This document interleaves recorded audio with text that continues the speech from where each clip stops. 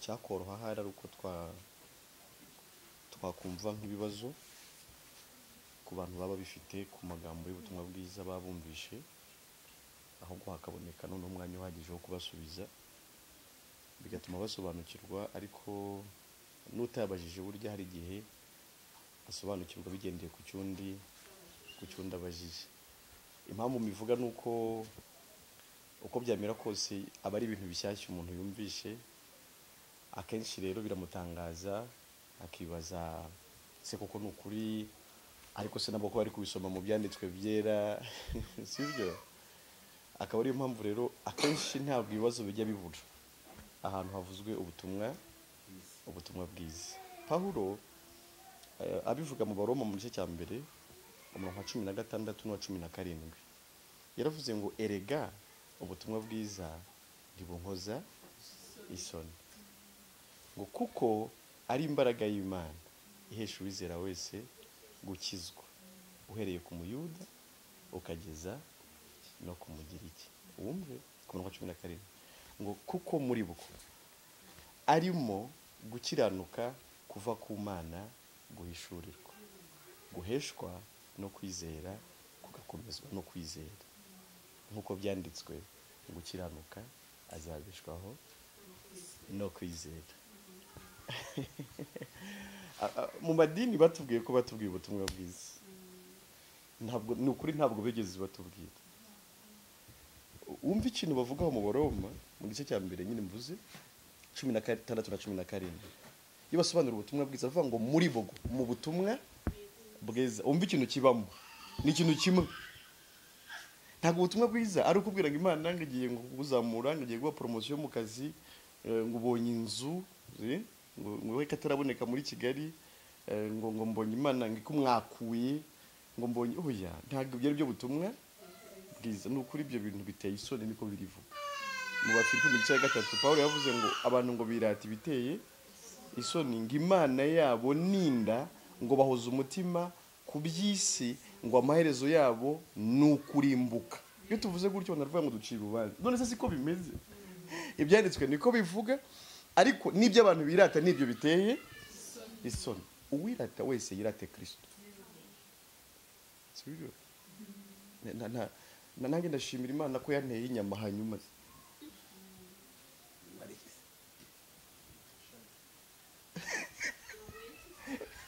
birakungura iki, bimaze iki?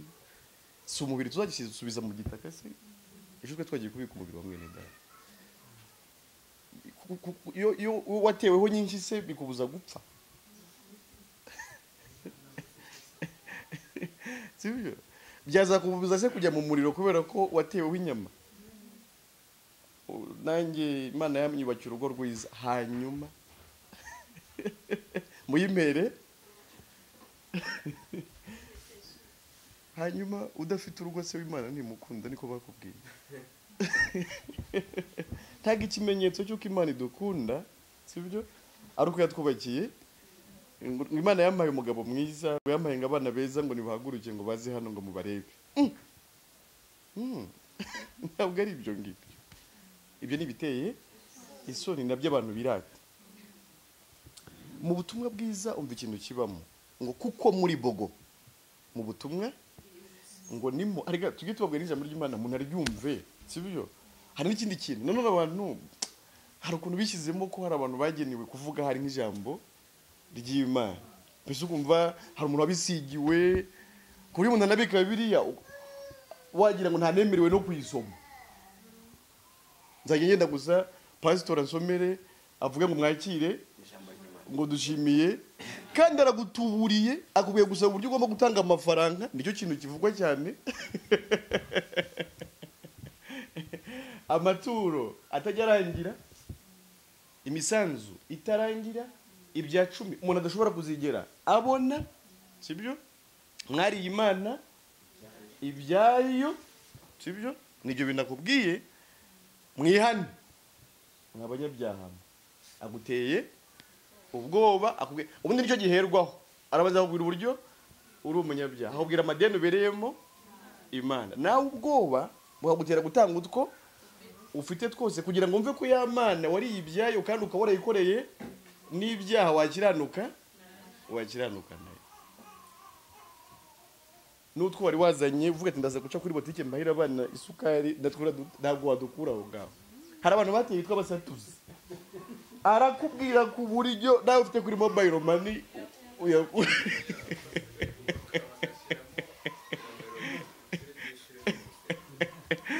nomero mwishyiraho muri corona narabibonye.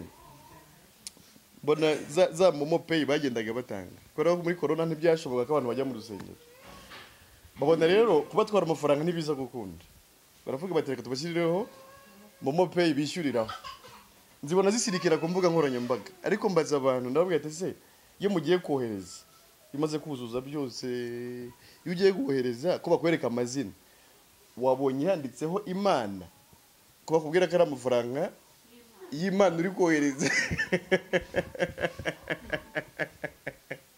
Sibyo?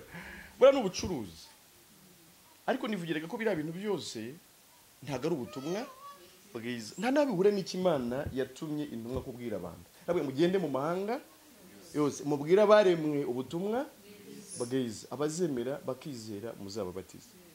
Sibyo? Yatumye intumwa kubwiriza abantu ubutumwa bwiza. Yego. Urakoze cyane. Ariko ubwo butumwa bwiza ni ubuhe nyine? Nicyo ubundi nicyo nari gusobanura. Ubutumwa bwiza ni ubuhe? Ni ubu nyine ubuvanye mwamaze gusobanura. Ubutumwa bwiza ngo muri bwo nimo gukiranuka kuva he? Ku Mana guhishurirwa. Sibyo? Guheshwa no kwizera. No gukiranuka kuva ku Mana.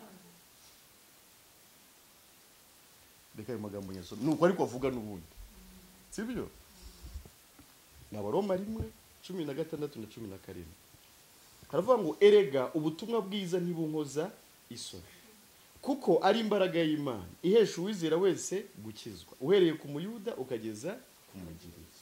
Umve, kuko muri bwo ari namo gukiranuka kuva ku Mana guhishurirwa, guheshwa no kwizera kugakomezwa nako, nkuko byanditswe ngo ukiranuka azabishwaho no kwizera. Ngira ngo nibyo navuze, nuko nashaka kubisoma gusa kugira ngo mutagira ngo ni n'ibyanjye ndi kubabwira. Sibyo? Niba kubwira icyo bise ubutumwa bwiza ntiwumvemo gukiranuka kuva ku Mana, ntabwo buzaba ari ubutumwa bwiza. Unabwiye ngo kubwira ubutumwa bwiza ariko akabwiye ngo kiranuka ku gato n'akanini biguturutsemo, ubahiriza amategeko hanyuma uburakiranutse Imana izaguha ijuru ryayo. Yakubeshye.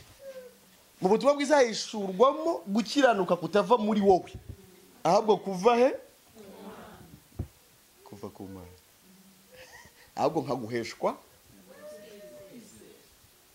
Ntabwo ubutumwa bwiza busaba umuntu gukiranuka kwe, bumuzanira gukiranuka kuvuye ku Mana, ahubwo akakwakiriza amaboko yitwa ubutumwa bwiza. Ibindi byose ntabwo ari ubutumwa, ntabwo ari ubutumwa, ni ukubabeshya. Twabwiwe rero ibintu bitari ubutumwa bwiza kandi tubibwirwa imyaka myinshi cyane. Noneho tugahora twibaza ngo tuzajya mu ijuru dute, kubera ko ibyo batubwiraga ntibishoboka. Ni inzira idashoboka yo kwishakamo gukiranuka umuntu atagira. Babisobanuye impamvu umuntu atabasha gukiranuka nuko yanduriye muri Adamu. Adamu acumuye, twese tumurimo, kuko twese twaremewe muri we, twese twanduriye muri we.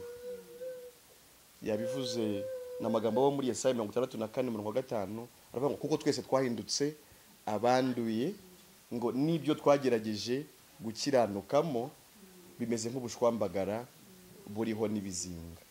Twese twahindutse abanduye. Sibyo? Twese nta numwe uvuyemo. N'imirimo myiza yo gukiranuka umuntu akora ku Mana igaragara nk'ubushwambagara buriho. Ubwo se ntibyumvikana ko nubwo nta wakubuza rwose ngo akubuze gukiranuka, kiranuka abana neza n'abantu ukora byiza muri sosiyete. Sibyo? ariko ibyo bikorwa byawe byose byo gukiranuka ntubimurikire Imana ngo ikwemere, cyakora bimurikire abantu bagenzi bawe. Papa Trezor nakuguriza amafaranga uyamusubiza, sibyo Papa Trezor? Ukiranukiye kuri Papa Trezor, sibyo? Papa Trezor na Mama Trezor babane amahoro, sibyo? Ubane n'abaturanyi amahoro, ntubarengere mu mbibi, ntugire gute. Niba ucuruza wikwiba abantu, umunzani wiwica n'ibindi, sibyo se? Ibyo ni byiza pe, bizatuma n'abakiriya bakwizera n'ubutaha bazagaruka. Uzabikora ku nyungu zawe no ku nyungu z'abandi, ariko wibiterura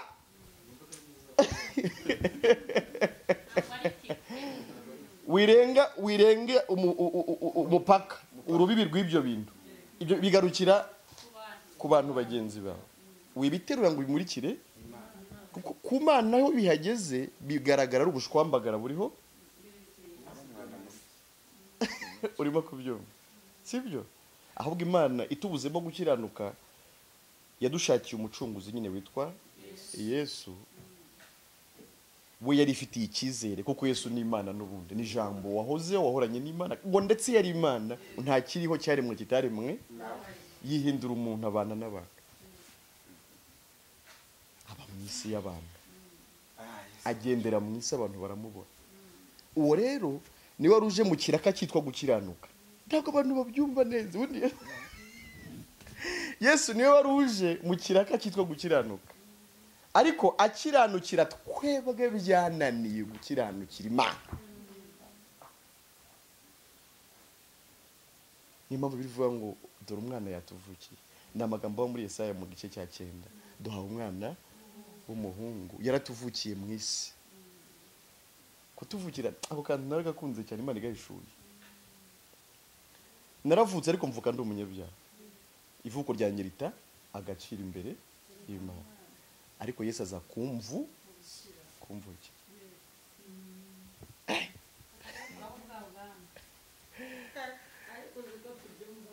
Tubyumva nawe umubyeyi yanjye nawe turakwakiriye. Urumva yatu kumvuki. Nge nababwiye ko nitwa Emile, niyo mazina yanjye. Ngewe navutse ndi mu biko bwa Adamu. Iryo vuko ryanjye ubwo ryataye agaciro, sinabasha gukiranukira. Ariko haruwa mvukiye witwa nde? Yesu. Noneho ubwo aje kuvuka nanone mu mwanya wanjye, ubwo nibyo agiye gukora kubera ko ari nge yavukiye, arabikora mu izina ryanjye. Aramvukira, arangira nukira. Urimo kubyumva? Aranamfira. Ariko tujyane, genda aho ngaho gusa. Ubwo Yesu amvukiye, Imana yahise itesha agaciro ivuko ryanjye rya kangahe? Rya mbere. Itangira kubara ihereye ku rya kabiri, kuko ubwo ndongeye ndavutse kuko aramvukiye. Nawe kuvuga ubwa kabiri nyine. Itangira no kubara ibyiza byanjye. None igihe Yesu yagira ute? Yavukaga, irabara imuburaho icyaha, iravuga ati dore Emile arakiranutse. Hanyuma Yesu aranamfira kugira ngo Imana inkureho bwa busembwa bwa kera, ihanagure ibyaha byanjye. Ubu rero igihano narakirangije, kuko Yesu ntiyamvukiye gusa ngo nkiranukire, ahubwo yaranamfira. Niho Yesaya nyine yahereye avuga mu gice cya 35 ngo yashenjagure gukiranirwa igihano kiduhesha. Urakoze cyane nako wongeyeho. Arananzukira kubera ko ntiyaheze mu gitsura. Urakoze cyane. Ubwo anzukiye, ubwo bananjyanye he? Niyo mpamvu mu Efeso mu gice cya 2:6 abivuga ngitwicaranya nawe mu ijuru iburyo bwayo, turi muri Kristo. Ubwo n'urugendo rujya mu ijuru rwararangiye. Iyo turi kuvuga ubutumwa bwiza, tuba tugira ngo umuntu yumve ko ari ku rutonde, yumve ko ari mu bamaze kugerayo. kuko icyo nakwita nka moyen de transport cyangwa se uburyo Imana yari yagenye bwo kujyanayo abantu bwararangiye. Kwari ukubashyira muri Yesu ikabicira muri Yesu ikabazurira muri Yesu ikabazamurira muri Yesu ikabicaza mu ijuru bari muri nde muri Yesu. Urakoze cyane. Icyo rero ni igikorwa cyamaze kuba, nacyo ntabwo ari igikorwa kizaba, ahubwo nagaruka tuzahishurirwa muri nde azaza tumanuka yego kubera ko n'ubundi ariko dusangaro. Ubwo rero niba utari mu ijuru buri uzajyayo.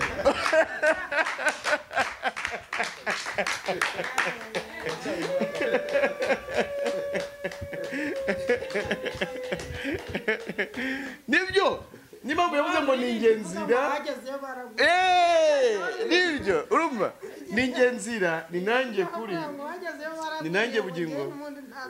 Nta wajya kwa data ntagize gute ntamujyana. Urimo kubyumva? Ariko nawe uburyo bwo kujyana abantu nubwo n'igikorwa cyo kubajyana yamaze kugikora. Ahubwo uyu munsi yo tuvuga ubutumwa bwiza ni ukugira ngo umuntu arebe niba nawe abayo. Yo wizeye ibi ni ijyanye cy'uko ubayo.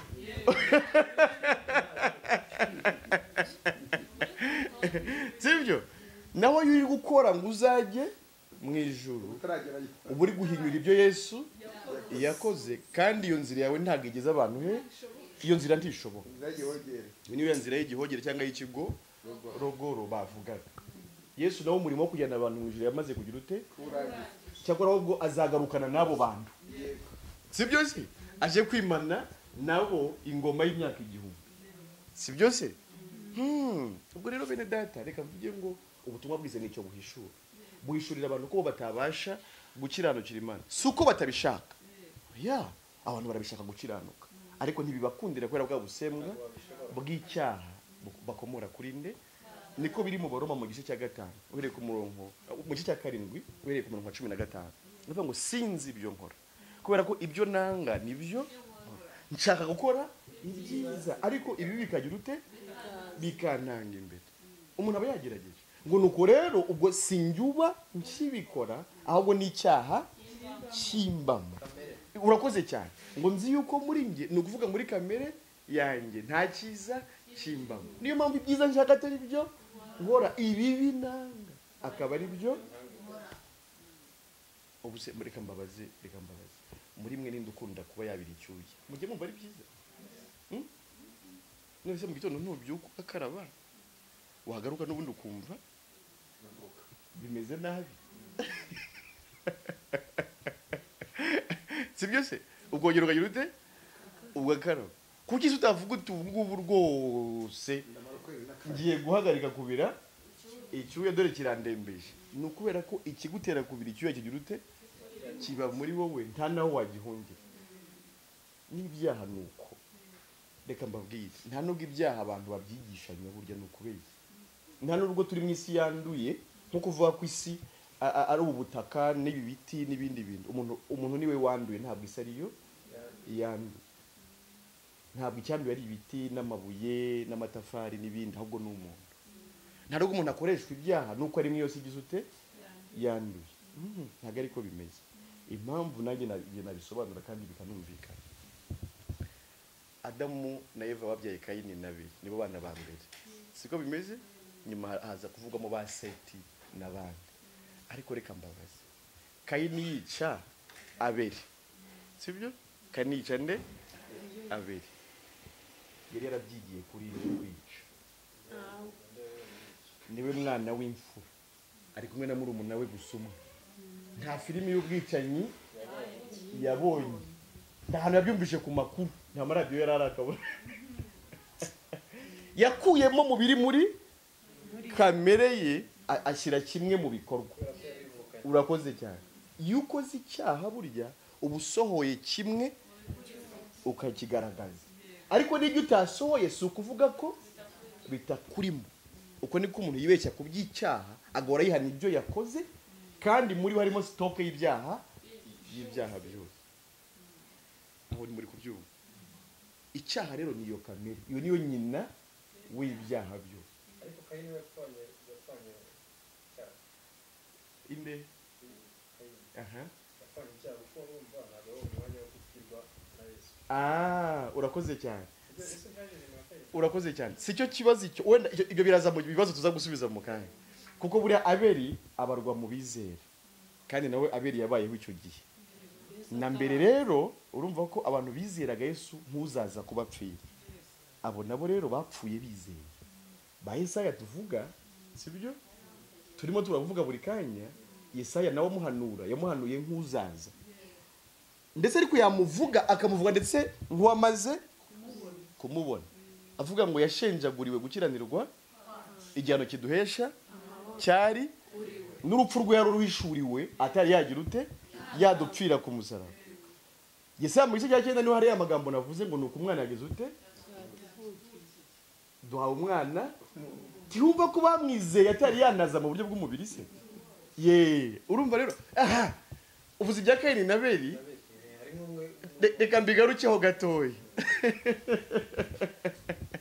Hari igihe bajya kubwira ati tanga ituro wenda ry'Abeli rishimwa n'Imana, we gutanga irya Kayini. Bakubwira ati Kayini yatanze ibishyimbo by'imice njonjori, niyo mpamvu Imana itabishimiye. Kubera ko birivuga ngo yari umuhinzi atanga imbuto z'ubutaka, sibyo?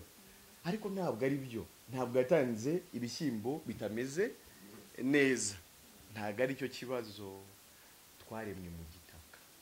Iyo birivuga imbuto z'ubutaka ibishaka kuvuga imirimo y'umuntu. Urimo kubyumva? Impamvu Imana itashimye ituro rya Kayini nuko yatanze imirimo ye. Imana igira ute irayanga. Abeli ituro ryiwe ryabaye ryiza kurusha irya Kayini nuko yari yarizeye Kristo. Bibiliya iragaragaza ngo yatanze uburiza bw'umukumbi. Uburiza murabwumva? Sibyo? Uburiza ni imfura mu matungo. Ni itungo rikuru mu yandi. Siko bimeze? Urakoze cyane. Urakoze cyane. Kristo niwe mfura muri bene se benshi. Ni umwana w'intama w'Imana watambwe uhereye ku kuremwa. Abeli rero nta rindi turo yatanze ni Kristo. Yizeye Kristo bimuhanirizwa. Iyo bivuga rero ngo ituro rye ryaremewe nuko yizeye Kristo. Ntabwo yatanze byinshi kurusha, no, yatanze uburiza. Uburiza bw'umukumbi. Kristo niwe mfura muri bene se, bigeze babivugaho, muri bene se benshi. Ngo atanga n'urugimbu, sibyo, rw'iyo ntama. Urugimbu bisobanura iki? Urugimbu rwashyirwaga ku gicaniro. Iyo umutambyi yicaga igitambo, hariho inyama ziwe zo kurya nk'umutambyi, harimo urushyi rw'ukuboko, sibyo, n'ibindi n'inkoro, sibyo, ariko hariho inyama atari yemerewe gukoraho zirimo n'urugimbu. Urugimbu rwashyirwaga ku gicaniro, umubavu ukagira ute ukava ku gicaniro ukazamuka Imana ikanezerwa. Urimo kubyumva? Yahishuriwe rero igitambo ari wende Yesu Kristo aramwizeye, bimuhanirizwa no gukiranuka. Niyo mpamvu Imana yamwemeye. Harimo akantu abantu bajye bajijwaho ngo ese ngo wowe nukora ibyiza ntuzemerwa, ukagira ngo yaramubwiye noneho kugiye kurobanura ibishyimbo byinshi kandi binini ngo aba ari byo. Nukora ibyiza nkande nawe niwizera Kristo nawe turi bwemerwe.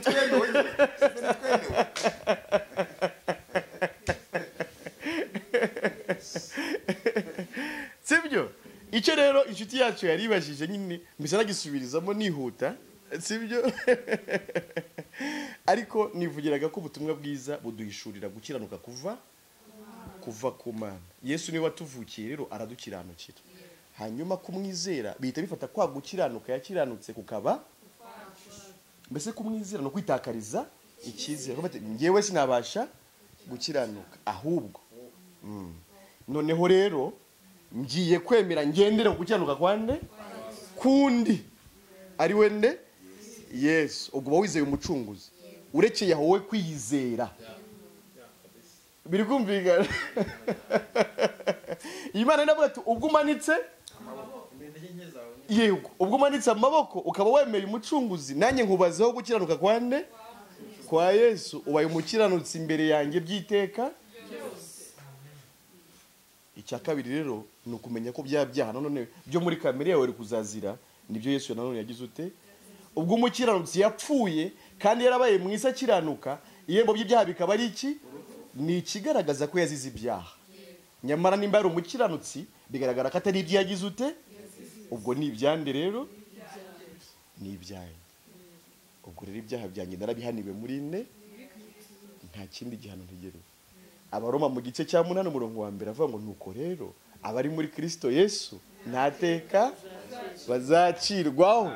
iyo twagaciriweho niryo Yesu yagize ute? Yesaya n'ubundi muri gice cya 53 avugamo amagambo akomeye ngo guhemurwa no gucirwaho iteka niyo yamukujeho. Sibyo? Munezerwe, muruhuke. Ikindi reka mbabwire, muri avuga ngo umutwaro wanjye ni muri 83 mu ndirimbo zibanze. umutwaro wanjye Kristo yarawikoreye. Sibyo? Reka mbabwire umutwaro w'ibyaha uraremera cyane. Nta nahantu uhuriye n'umutwaro w'ubukene, nta nahantu uhuriye n'umutwaro w'ubupfakazi. Sibyo? Nta nahantu uhuriye n'umutwaro w'ubugumba. Sibyo? Umutwaro w'ibyaha ni umutwaro uremera cyane. Nta kintu kiremera nko kugendana umutima ukubwira ngo ufitanye ikibazo n'Imana kandi zakujyana mu muriro. Icyo kiremera kurenza ibindi bintu byose. Reba umukiranutsi yaba kuki yaravuze ngo naho imitini itatoha bagahingira ubusa imyelayo, inzabibu ntizere, amashyo agashira ngo nta kizambuza kwishimira Uwiteka nkanezerererwa Imana y'agakiza kanjye. Umunezero w'agakiza niwo munezero buri wese akeneye, kandi ni umunezero ubeshaho umuntu wese naho imitini. Nongeye kumva rya jambo twasomye mu Baroma mu kanya ngo gukiranuka guheshwa no kwizera kugakomezwa, nkuko byanditswe ngo umukiranutsi azabeshwaho rise rigaruka. Ubwo gukiranuka dukura kuri Kristo kubeshaho umuntu, gutanga ubuzima naho imitini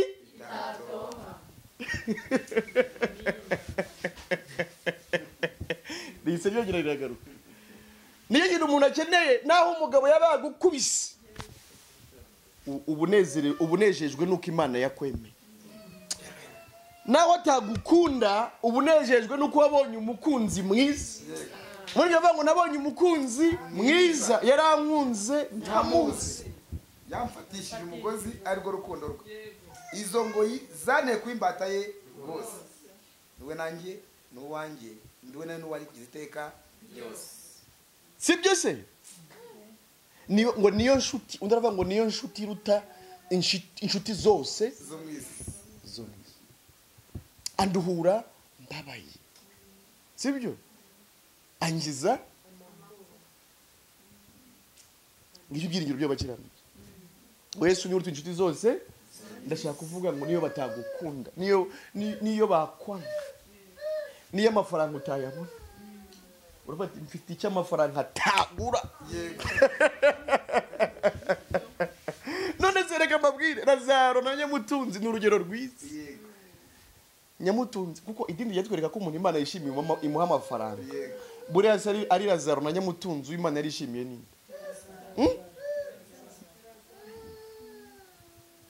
Kuba Imana ikwishimira ntibivuze ko igiye kuguha amafaranga. Ahubwo Imana yishimira mu bugingo buhora. Nyamutunzi yari umunyabyaha, Lazaro ari umukira. Nyamutunzi atunga menshi, Lazaro atunga Kristo. Ariko wavuye hano buri wese ajya mu mugabane we. nyamutunzi ngajya mu gituza. Bibiliya ibigiranye no kujya mu gituza cya Burahamu. Urakoze cyane. Lazaro ajya mu gituza. Kuki byitwa gutyo? Nuko Aburahamu yitwa sogokuruza w'abizera. Yego. Ni mpamvu nyine tugomba kujya mu gituza cya sogokuru nyine. Muri make kuvuga ngo ajya mu gituza cya Burahamu, ajya mu mwanya Imana yageneye abizera nka Burahamu. Ajya kuba nezere waruhutse. Yego. Sibyo? Ariko nyamutunzi nawe ngo ajya ahantu yababazwaga cyane. Mu mugabane w'abanyabyaha. Ni kigaragaza ko niyo tuvuye hano, nubwo tuba tutarambikwa ya mibiri y'icyubahiro, ariko abakiranutsi batangira kunezerwa. Si no gutangira, baba baratangiriye hano, bakomereza kunezerwa mu munezero. Ariko abanyabyaha nabo bahita binjira muri wa muriro, batangira kuwusogongera hakiri kare. Nubwo hari umunsi nyirizina, ariko bawusogongera hakiri kare. Kandi no mu isi baba bawurimo, kuko nta mahoro y'umunyabyaha, niko Uwiteka avuga. Byanditse muri Yesaya 57:21. Nivugiraga ko amaganya yanjye Yesu agira ute arayanyakira. Sibyo? Ntanyemerera ko mbabara. Sibyo? Arambwira turababazwa n'iki ko nakumaze umubabaro. Kimibabaro yawe ari nge wayishyizeho kugira ngo wogire ute uba amahoro unezerwe. Sibyo? Ntabwo nukuri. Nimba ari umuntu atekereza gutya byibagirwa. Ntabwo gutunga ibyo mu isi ari ikimenyetso cyo ko Imana ikwishimiye. No. Abashinwa nibo tugurira ibintu byinshi dukoresha hano. N'uwo Yesu tuvuga benshi ntibamuzi. Basenga inyamaswa, basenga ibintu bisanzwe. Sibyo se? Ariko ni igihugu gikomeye cyane ku isi cy'Abashinwa. Sibyo? Bivuze rero ngo ntabwo kuba twarizeye Yesu inyungu yabyo ari kuzabona amafaranga menshi turi hehe, ahubwo inyungu no bugingo. Bavuze ba murongo Yohana 3:16 ko Imana yakunze byatumye itanga umwana wayo kugira ngo umwizera wese tiwumva. Yaradukunze duha Yesu kugira ngo umwizera wese ngiki cyo cyatumye dukunda. Ko ari kugira ngo tutazagira ute ahubwo duhabwe. Sibyo se? Navuga umutwaro w'ibyaha uraremera cyane kurusha indi mitwaro yose ibaho. Nanone iyo ukuweho umutwaro w'ibyaha ugira umunezero uruta indi minezero yose ibaho. Kandi no umunezero w'iteka ryose. Sibyo? Rwose wowe wagize amahirwe ukabana natwe uyu munsi, ngiryo ijambo ry'ubutumwa bwiza. Ni ijambo rikwiye kubwirwa abari mu isi bose kugira ngo baruhuke kandi babeho neza, banezerewe, ariko babikesha Kristo Yesu wadukiranuye n'Imana. Abaroma 5 wera ku murongo wa mbere avuga ngo nuko rero ubwo twatsindishirijwe no kwizera dufite amahoro ku Mana kubw'umwami wacu Yesu Kristo. We wadushyikirije ubu buntu dushikamye, none kugira ngo duhere ko tugira ibyiringiro byo kuzabona ubwiza bw'Imana. Ngo ariko si ibyo gusa, hepfo nabo twishimira no mu makuba yacu. Umuntu akeneye kugira ubuzima bwishima no mu makuba. Ubwo buzima nubwo umuntu wamaze gutsindishizwa no kwizera ne, ngo si ibyo gusa ahubwo twishimira no mu makuba yacu, kubera ko tuzi ko amakuba atera kwihangana. Sibyo? Kwihangana nako kugatera kunesha nabyo bikaturemera ibyiringiro, kandi ngo bene ibyo byiringiro ntabwo bikoza isoni, kuko urukundo rw'Imana rwasabye mu mitima yacu ku bwa Roho Mutagatifu cyangwa ku bwa mwuka wera. Sibyo? Numva rero wa mwanya twari twavuze nawo w'ibibazo tutawirengagiza, nubwo ibintu biba byasobanuwe, ariko mba nzi ko hari igihe umuntu agira ikibazo yabaza, cyangwa se n'ubundi bwunganizi yagira ute yatanga ku ijambo ryavuzwe. Ubwo rero navuga ngo reka umwanya usigaye tuharire iyo gahunda y'ibibazo cyangwa se ubwunganizi ku baba babifite ibyo byombi mvuze, cyangwa kimwe muri byo. Imana ishimwe ku bwa Yesu none iteka ryose.